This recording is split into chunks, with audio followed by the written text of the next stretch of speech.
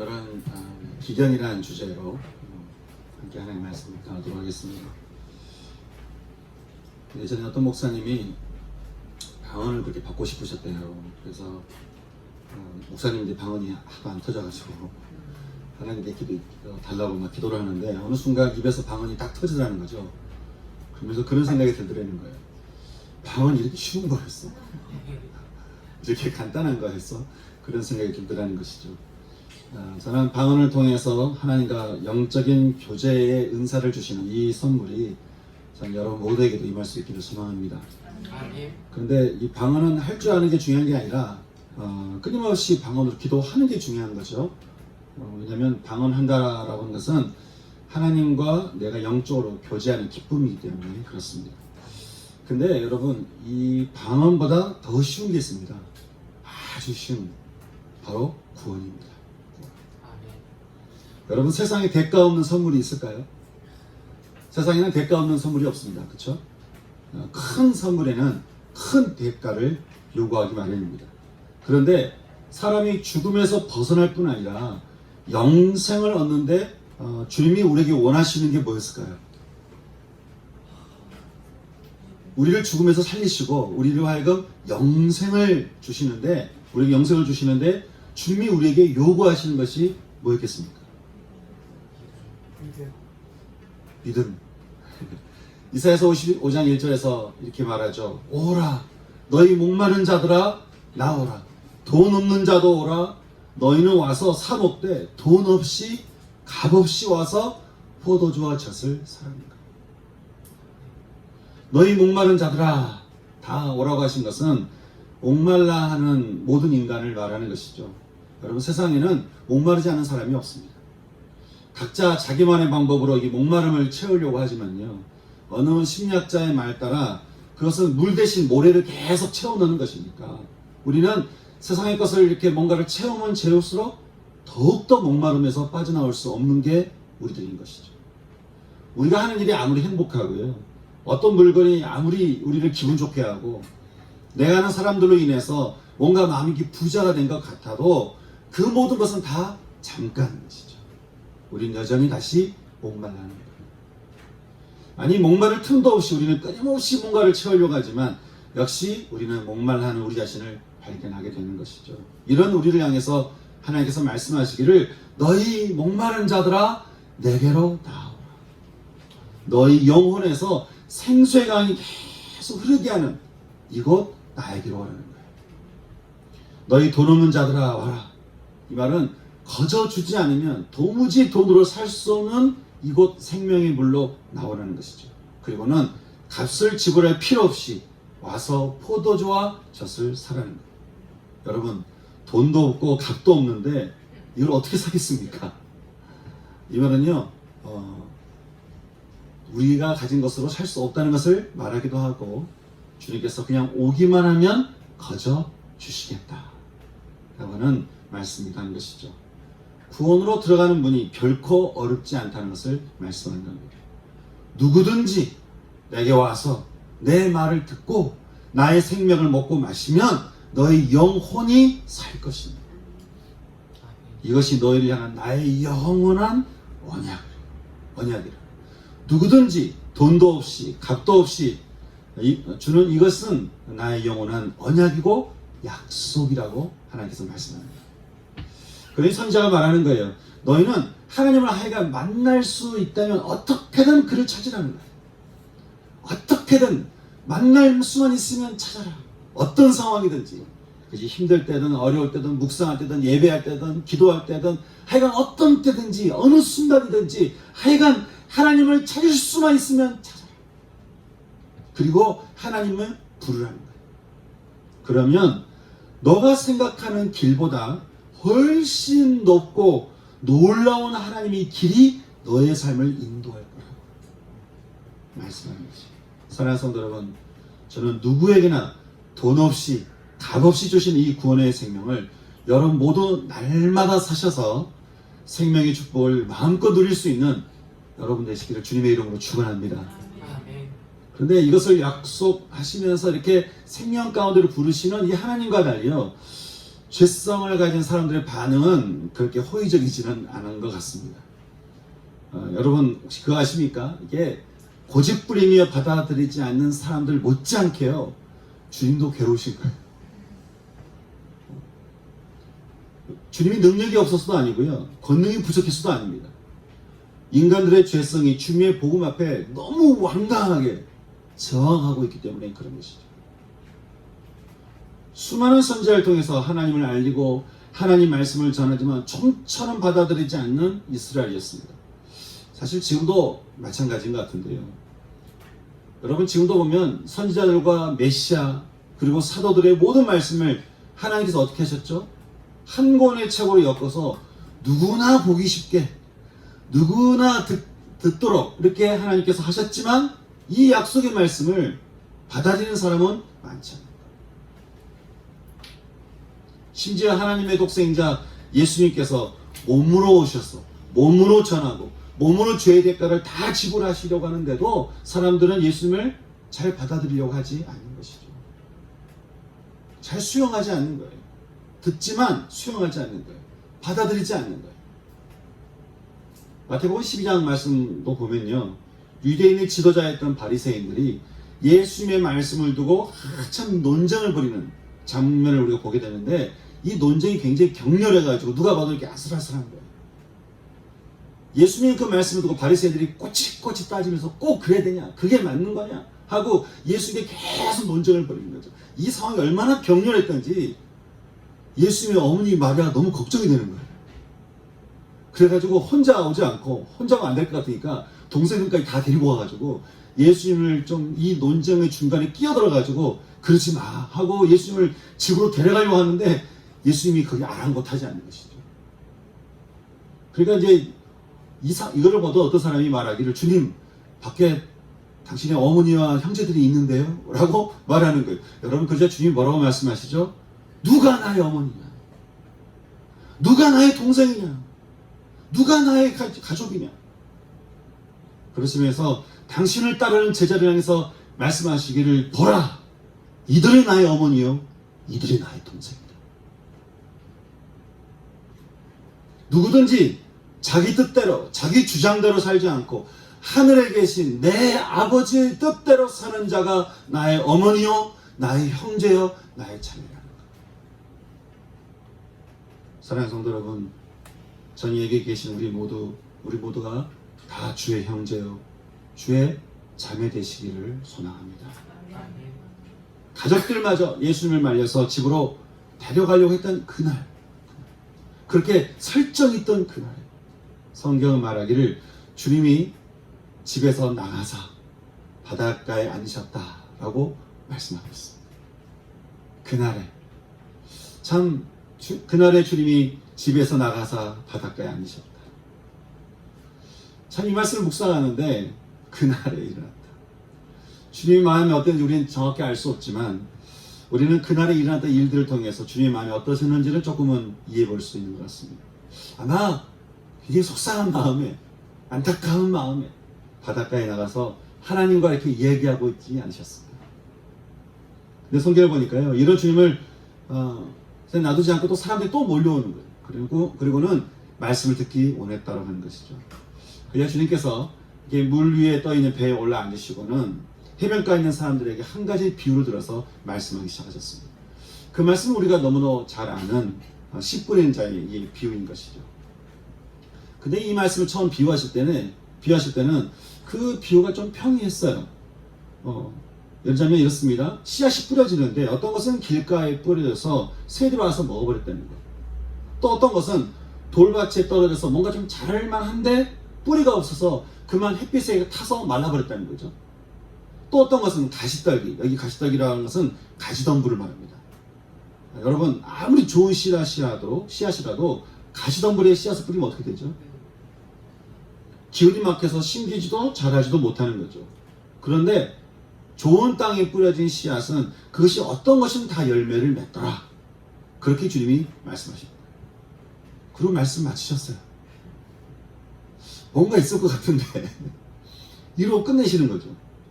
그러니까 제자들이 가만히 가서 주님께 묻는 거예요. 주님, 왜 비유로만 말씀하십니까? 이 말씀은 어떤 말씀입니까? 이 말씀은 어떤 것을 말씀하시고자 하는 겁니까?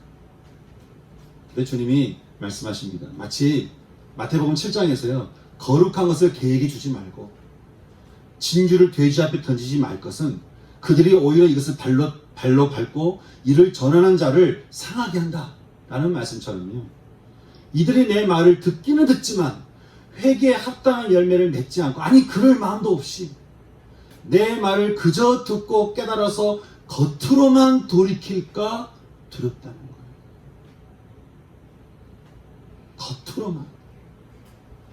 여전히 자기 중심에서 벗어나지 않는 그 마음이 완악한 자들이 내 말을 깨닫고 겉으로만 돌이켜서 마치 자신이 그리스도인 것처럼 사실은 생명 가운데 들어오지 못하는 일들이 일어날까 오히려 두려우시다는 거예요. 주님도 두려우시다는 거죠. 주님은 모든 이들이 회개에 합당한 열매를 맺고요. 정말 돌이켜서 생명 가운데 있기를 원하신다.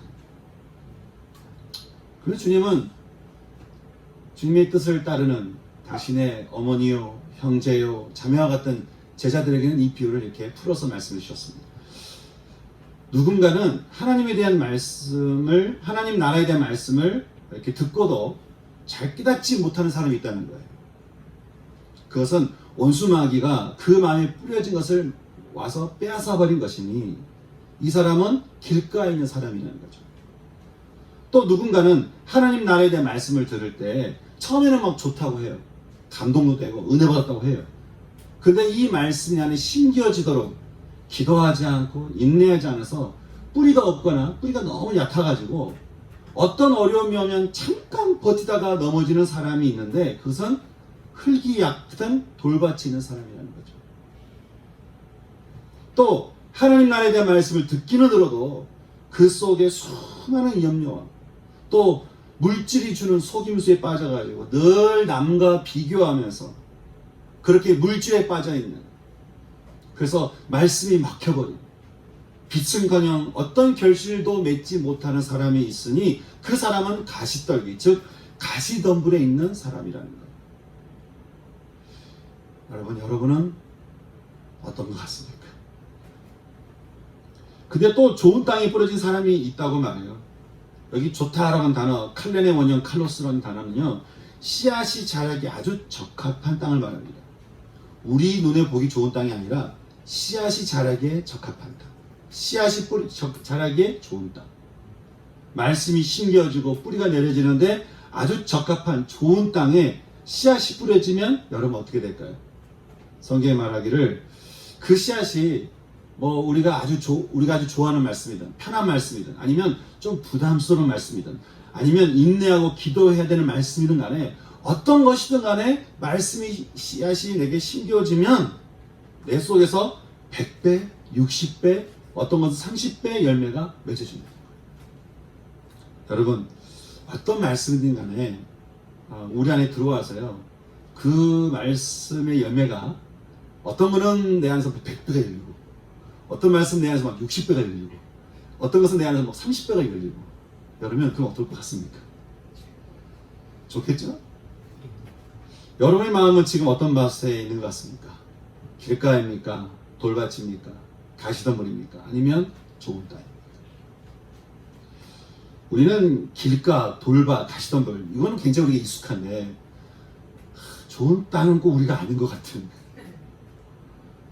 이 좋은 땅이 돼야 되는데 라고 하는 늘 바람만 가지는, 마치 우리하고 상관이 없는 것 같은 이런 생각을 우리는 하기 쉽습니다. 그런데 여러분 이 말씀에서 우리는 하나님의 놀라운 비밀이 숨겨져 있는 것을 보게 되는데요, 우리는 땅이 문제라고 생각하고 늘 이 땅을 기경해야 되는데 내가 어떻게 기경할 건가, 말씀을 보고 기도하고 내가 그래서 마음을 기경해야 되는데 그렇게 생각하기 쉬운데요, 여러분 우리가 한 가지 착각한 게 있습니다. 우리 마음은 애시당초 기경이 안 됩니다. 이미 우리 마음은, 우리 땅은 우리 스스로는 할 수 있는 게 아무것도 없습니다. 이미 땅이 망가져서요, 이미 땅이 타락해서요, 우리 힘으로는 어떤 것으로도 우리가 아무리 기도 많이 하고 우리가 아무리 뭘 망간해도 뭔가를 많이 해도요, 우리 스스로 기경이 안 되는 땅이에요. 이 말씀의 핵심은요, 그래서 땅에 있는 게 아닙니다. 한번 생각해 보죠. 여러분이 많이 농사 짓는 사람이라고 한다면, 그리고 여러분이 아주 똑똑하고 영리한 농사꾼이라고 생각해 봅시다. 그러면 여러분이 갖고 있는 씨앗을 어디다 뿌리겠습니까?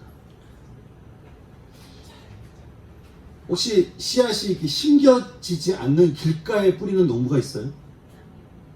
뿌려봤자 햇빛에 타버릴 돌밭에 뿌린다든지, 아니면 가시덤불에 씨앗을 뿌릴 농부가 있겠습니까? 그런데 오늘 말씀 보니까 주님이 씨앗을 이렇게 씨를 뿌리시는데 하나님께서 어떻게 하는 거예요? 길가도 뿌리시고, 돌밭에도 뿌리시고, 가시덤불에도 뿌리시고, 계속 그가 어떤 땅이든 간에 하나님이 어떻게 지금 씨앗을 계속 뿌리신다. 땅에 문제가 있는 게 아니라 우리가 어떤 땅이든 간에 계속 우리에게 씨앗을 뿌리시는 하나님이 이 말씀의 주인공입니다. 주님은 우리를 너무 잘 아세요. 어떤 사람은 길가에 있어서 말씀의 씨앗이 떨어질만 하면 원수마귀에게 다 뺏겨버리는 그런 사람이 있는가 하면, 뿌려진 씨앗을 믿음으로 잘 뿌려내지 않아서 신앙생활이 한 잠깐은 좋아요. 그런데 조금만 어려움이 생기면 그 씨앗을 잃어버리는 그런 우리 존재라는 것을 너무 잘 아시죠. 또 어떤 이는 가시덤불에 쌓여서요, 씨앗을 뿌려도 그 씨앗이 막혀버린다는 것을 너무 잘 아십니다. 주님은 우리의 땅이 죄로 인해서 저주받은 땅이라고 하는 사실을 너무 잘 알고 계세요. 그런데 이런 우리를 그냥 내버려 두지 않으시고 주님 어떻게 하시죠? 우리 땅이 폐허가 돼서 버려지지 않도록 어떻게 하시는 거예요? 계속해서 끊임없이 우리 마음밭에 씨앗을 뿌리시다. 받든지 안 받든지, 듣든지 아니 듣든지, 그 척박하고 완고하며 완강하고 고집센 우리 마음밭에, 여러분, 하나님은 우리에게 계속 씨앗을 뿌리신다고 하는데, 어떤 마음으로 우리 가운데 이 끊임없이 씨앗을 뿌리시는 걸까? 무엇을 바라기를 원하시고, 어떤 마음을 가지고 우리에게 씨앗을 뿌리실까? 우리의 마음밭이 좋은 땅이 되기를, 우리의 마음밭이 좋은 땅으로 회복되기를 소망하고 바라는 마음으로 계속 씨앗을 뿌리는 것이죠. 하나님 안에 이런 믿음이 있으신 것 같아요. 그리고 분명히 이 믿음이 있으십니다. 이 씨앗을 받아들이는 사람은, 이 씨앗을 수용하는 사람은, 이 씨앗이 받아들이기에 적합하도록 자신을 내어드리는 사람은 누구든지 그 땅이 바뀐다는 사실을 우리 하나님은 믿으시는 것이죠. 아멘. 그래서 주님이 씨앗 뿌리시는 모든 말씀의 씨앗은 믿음의 씨앗인 것입니다. 우리는 사도행전 9장에서요, 길가나 돌밭이나 가시덤불도 아닌 그야말로 아주 반석같이 완고했던 땅이 주님의 강권적인 역사로 좋은 땅으로 바뀌는 한 사람을 만나게 됩니다. 바로 바울입니다. 또 요한복음 21장에 보면 뿌리가 얕은 한 제자가 예수님을 부인하고 도망가는데, 그 제자를 주님이 또 찾아가시죠. 하여간 주님 내버려 두지 않으세요. 주님을 찾아가셔서 그 제자를 부르시고는 뭐라고 말씀하시죠? 내가 날 사랑하느냐. 여러분, 사랑하는 사람이 저주하고 배반하고 배신하고 부인합니까? 근데 그런 사람 보고 주님 말씀하시기를 너 나 사랑하냐고 물으시는 거예요. 어찌보면 맞지 않는 것 같은데, 그럼에도 불구하고 주님은 베드로 마음밭에 사랑의 씨앗을 뿌리시고는 물으시는 거예요. 네가 나를 사랑하느냐. 예, 주님, 제가 주님을 사랑합니다. 배신도 했고 배반도 했고 잘못도 했고, 그러지만 그 마음 한켠에 제가 주님 사랑하는 마음이 있는 걸 주님이 아십니다. 그래서 주님 뭐라고 말씀하시죠? 내 양을 먹여라. 그대로 우리는 믿음과 생명의 씨앗으로 인해서 베드로가 누가 봐도 좋은 땅의 사람이 된 것을 우리는 보게 됩니다. 또 사도행전 2장에 보게 되면 예수님을 죽이는데 거리낌 없던 무리들이 이제 변화가 되었던 베드로를 통해서 말씀의 씨앗을 받게 되는데, 그들 역시 그것을 해서 좋은 땅이 변해가요. 그래서 그때 그 씨앗이 뿌릴 씨앗으로 인해서 베드로가 뭐라고 얘기합니까? 그 마음이 찔려서 말하기를 형제들이여, 그럼 내가 이제 어떻게 할꼬? 내가 이제 어떻게 해야 될꼬? 내가 이제 어떻게 해야 되나? 그래서 베드로가 말합니다. 회개하여 죄 사함을 받아라. 회개하여 돌이켜서 죄 사함을 받아라. 뉘우치는 것이 아니라 돌이켜서 죄 사함을 받아라. 그리하면 성령의 선물을 받으리니 이 패역한 세대에서 구원을 받아라. 그리고 그들은 성령 받아 온 열방에 흩어져서 복음의 땅들을 경작하기 시작했습니다. 우리는 이처럼 성경에서 수없이 많은 길가의 사람들, 돌밭의 사람들, 가시덤불의 사람들이 말씀의 씨앗을 믿음으로 받아들이면서 좋은 땅으로 변해가는 것을 우리는 보게 됩니다. 여러분, 어떻게 이런 일들이 그리고 우리에게 일어날 수 있는 걸까요? 이사야 선지자를 통해서 하나님께서 말씀하셨죠. 오라, 너희 목마른 자들아, 다 나에게 나오라. 나에게 와서 값없이, 돈 없이 와서 포도주와 젖을 사라는 거예요. 양식이 아닌 것에 은을 주지 말고, 너희를 배부르게 하지 못할 것을 위해서 수고하지 말고, 내게 듣고 내게 나오면 너희가 좋은 것을 먹을 것이며 기름진 것으로 즐거움을 얻을 것이니 너희의 영혼이 살리라.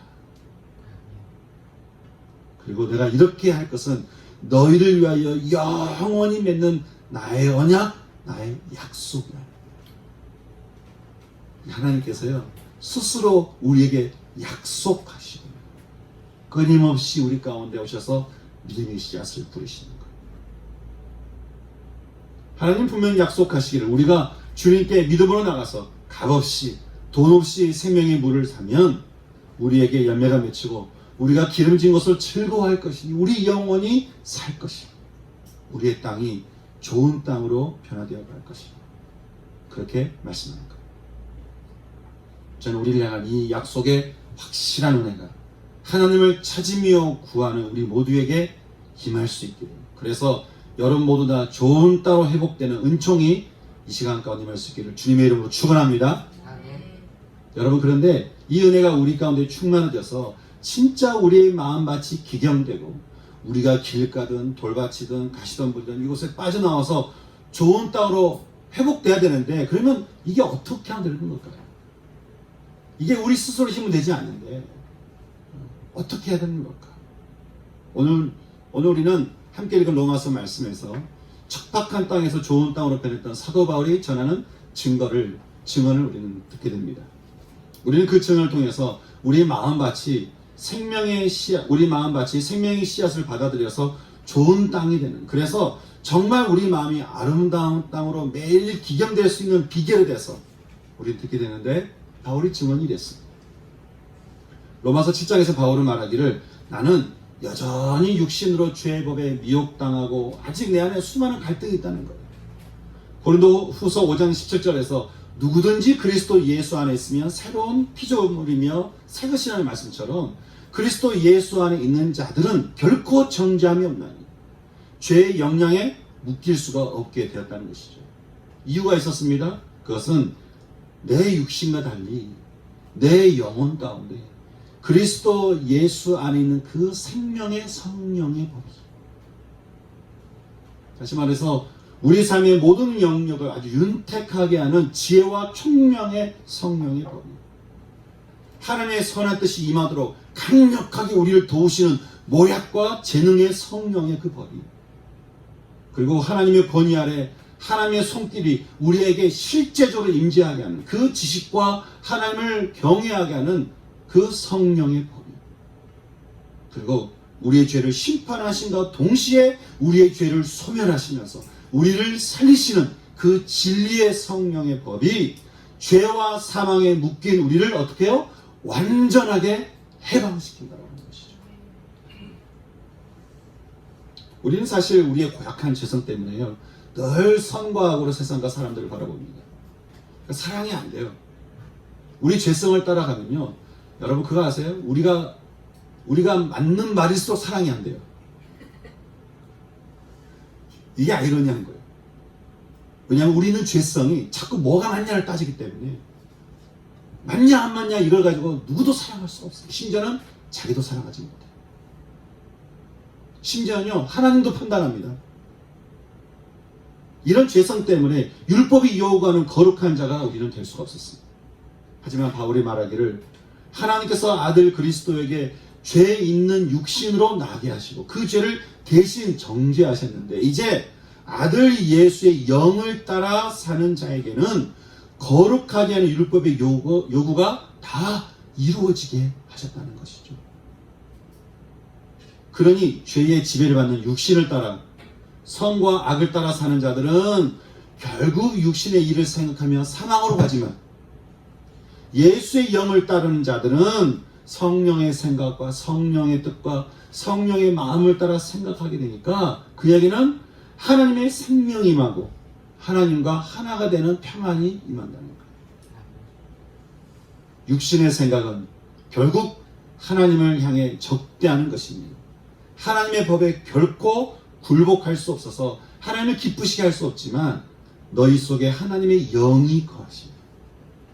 너희 속에 성령이 계시는 그 성령님이 너희의 마음과 삶을 주관하시고 너희가 그 성령님을 따라 살아가게 될 때 너희는 더 이상 육신에 매이지 않고 성령의 열매를 맺게 된다는 것이죠. 그런즉 바울이 말합니다. 누구든지 예수를 알고 믿는다고 말은 해도 그 안에 성령이 계시지 않느냐, 그 안에 성령께서 주관하지 않으시느냐, 그 삶이 성령의 인도함을 따라 살지 않으면 그렇게 그리스도의 사람이 아니요, 그는 그리스도인이 아니요. 그리스도께서 우리 안에 계시면 우리의 마음밭이 기경되고 예수를 죽은 자 가운데서 살리신 성령이 너희 안에 계시면 그리스도를 이 땅에 보내시고 또 죽은 자 가운데서 살리신 이가 너희 안에 계시는 성령으로 말미암아 죽을 몸도 살아난 죽은 몸도 살리시는 요한계시록 보게 되면 새하늘과 새 땅과 우리가 새 몸을 입을 거라고 말씀하시죠. 결국 우리가 죽은 몸도 살리게 되는 이 성령의 일들이 우리 가운데 일어난다는 거예요. 여러분, 지금 바울은 우리에게 무엇을 증언하고 있습니까? 좋은 땅으로 부름받아 이제는 성령의 열매가 풍성해지게 된 바울이 말하기를 이 모든 놀라운 일들은 누구로부터 시작되고 누가 우리의 마음을 경작한다는 거예요? 성령이라는 거예요. 성령. 우리에게 성령이 임하실 때 성령이 임하셔서 우리의 마음을 사로잡고 성령이 우리 안에 충만히 임하실 때 우리에게 주어지는 그 구원의 선물이 우리로 하여금 폐역한 세대에서 벗어나게 하시고 주님이 주시는 말씀의 씨앗들이 우리 가운데서 열매를 맺어가는데 그 성령님을 통해서 우리 안에서 열매가 어떤 말씀은 100배, 어떤 말씀은 60배, 어떤 말씀은 30배 열매를 맺도록 성령께서 인도하신다. 여러분, 여러분의 땅도 그렇게 되길 원하십니까? 지금도 주님은 저와 여러분들에게 씨앗을 뿌리고 계십니다. 주님은 매일 씨앗을 뿌리실 거예요. 여러분, 매일매일 주시는 그 값없이 돈 없이 주시는 그 생명의 씨앗을 매일매일 받아 먹으시는 여러분 되시기 바랍니다. 믿음이 없는 자들에게는 믿음의 씨앗을 주시고요. 믿음이 없는 자들에게는 믿음의 씨앗을 주시고요. 또 믿음이 있는 자들에게는 더 큰 은혜의 씨앗을 계속 뿌려주시면서 열매 맺는 주의 자는 성장하도록 우리를 도우시는 것이죠. 여러분, 그러면 정말 그 주의 뜻대로 주님이 그 약속대로 그 약속이 성취되도록 여러분, 우리가 할 수 있는 것이 무엇이 있겠습니까? 바로 성령이 우리 가운데 임하셔서 마음껏 우리 안에서 당신의 일을 행하시도록 주님이 우리 주시는 모든 씨앗이 우리 가운데 심겨주고 열매를 맺고 또 이것을 통해서 많은 이들에게 나누어줄 수 있도록 성령님께 나를 맡겨드리고 성령이 내 삶을 나를 주장하시도록 내 자신을 성령님께 위탁하고 의탁하고 그렇게 해서 성령 안에 내가 잠잠히 머물 때 성령의 물 가운데 내가 잠잠히 머물 때 여러분, 이런 일들이 우리 삶 가운데 일어난다고 하는 것이죠. 그러니 우리가 할 수 있는 일은 성령이 우리 안에 충만하도록 우리 자신을 내어드립니다. 내어드리는 것, 이것이라고 하는 거예요. 저는 오늘 우리에게 주신 이 말씀을 따라서 참 그렇게 기도했으면 하는 마음이 있는 거예요. 여러분, 우리 주장대로 살지 않고 우리 뜻대로 살지 않고 우리 생각을 따라 우리가 살지 않고 정말 우리가 성령대로, 성령의 뜻을 따라 성령이 인도하신 대로 우리가 살아갈 수 있다면 얼마나 좋겠습니까? 여러분, 많은 사람들이 성공하는 인생을 살고 싶어 합니다. 성공하는 인생은요, 우리가 뜻하는 대로 되는 게 아니에요. 세상이 요구하는 대로 되는 게 아니에요. 성령 따라 사는 자, 그 사람이 진짜 성공하는 사람인 것이죠.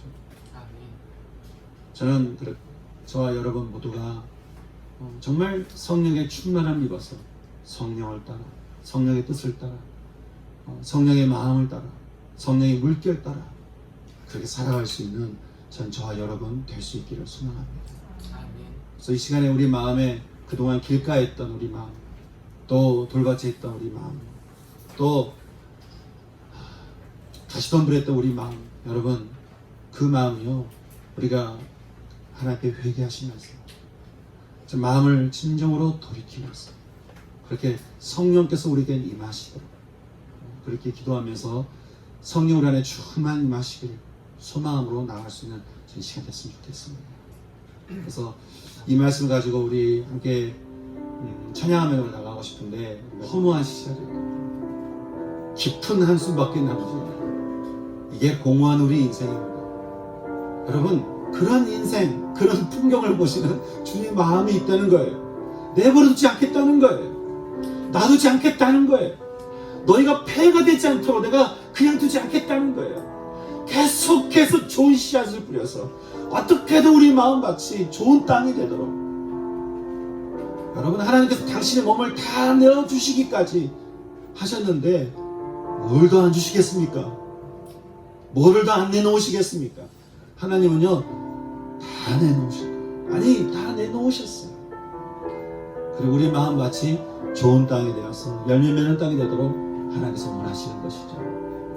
그렇게 원하시는 그 하나님의 마음을 마음에 같이 품으시고 성령께서 우리에게 임하신 이 은혜를 받아들여서 성령으로 충만한 이 시간 됐으면 좋겠습니다.